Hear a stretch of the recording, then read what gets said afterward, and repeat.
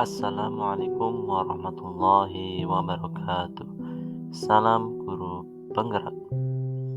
Pada kesempatan kali ini, saya akan menyampaikan mengenai tugas koneksi antar materi 1.1A8 mengenai kesimpulan dan refleksi pemikiran Ki Hajar Dewantoro. Sebelumnya perkenalkan terlebih dahulu, nama saya Hasan Riyadi, calon guru penggerak angkatan 9 dari SMP ITB Salam Prambanan, Kabupaten Sleman, Daerah Istimewa Yogyakarta, dengan fasilitator Ibu Tri Rahayu Riswanti dan pengajar praktik Ibu Hastari Murti. Selanjutnya ialah kesimpulan bahwa pendidikan menuntun segala kodrat yang ada pada anak-anak agar mereka dapat mencapai keselamatan dan kebahagiaan yang setinggi-tingginya, baik sebagai manusia maupun sebagai anggota masyarakat. 3 kerangka perubahan menurut Ki Hajar Dewantoro. Yang pertama ialah kodrat keadaan, yang terdiri dari kodrat alam dan kodrat zaman. Selanjutnya adalah prinsip melakukan perubahan, yakni asas trikon, kontinuitas, konvergensi, dan konsentris. Kontinuitas berarti pendidikan harus melakukan dialog kritis tentang sejarah.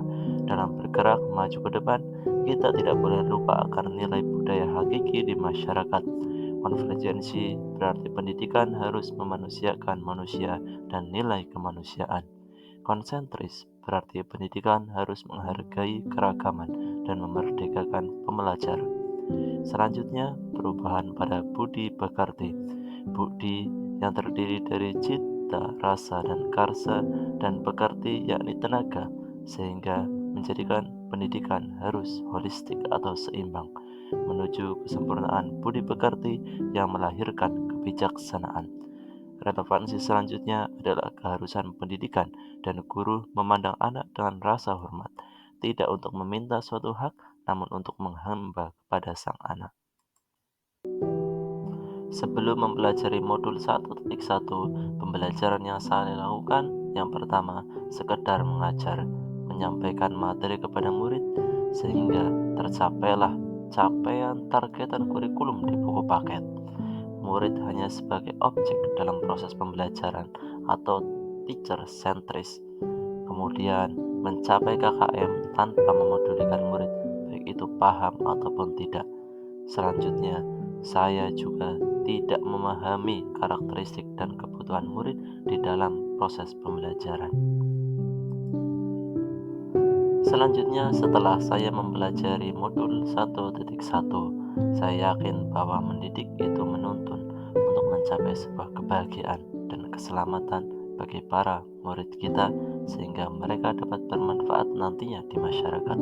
Yang kedua, mengutamakan budi pekerti murid dan memandang anak dengan rasa hormat. Murid sebagai subjek dan guru sebagai fasilitator pembelajaran. Kemudian, pembelajaran yang aktif, menyenangkan, dan berpusat pada murid wajib dilakukan.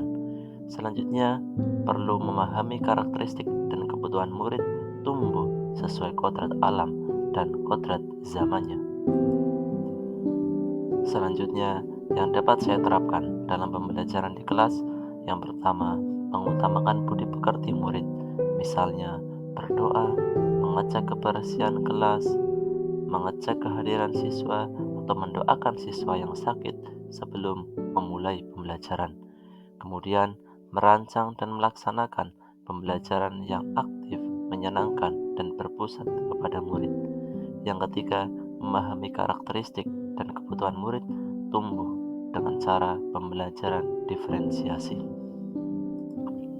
Demikian refleksi pemikiran Ki Hajar Dewantoro. Terima kasih. Salam guru penggerak. Assalamualaikum warahmatullahi wabarakatuh.